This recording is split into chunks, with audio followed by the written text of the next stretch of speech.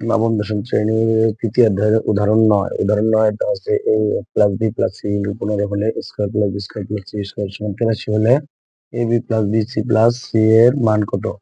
সূত্র হলো a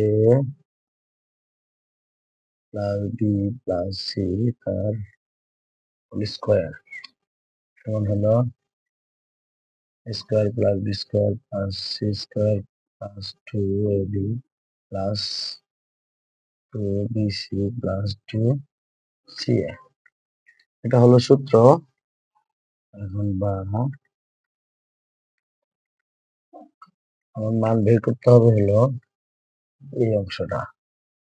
তাহলে এই অংশের পুরো মান দেওয়া আছে। আমি যদি লিখি 2 কমন নিয়ে b plus BC plus c just এই অংশটা এই পাশে আনলাম, এই অংশটা এই পাশে রাখলাম, এই অংশটা এই পাশে আনবো, তাহলে কি হবে?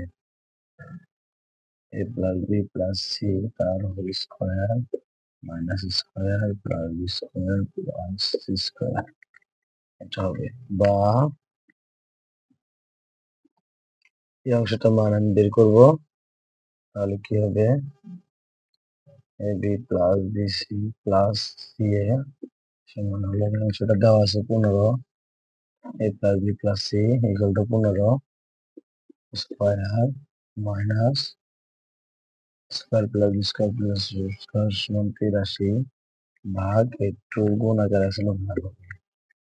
তাহলে হলো 15 ইন্টু 15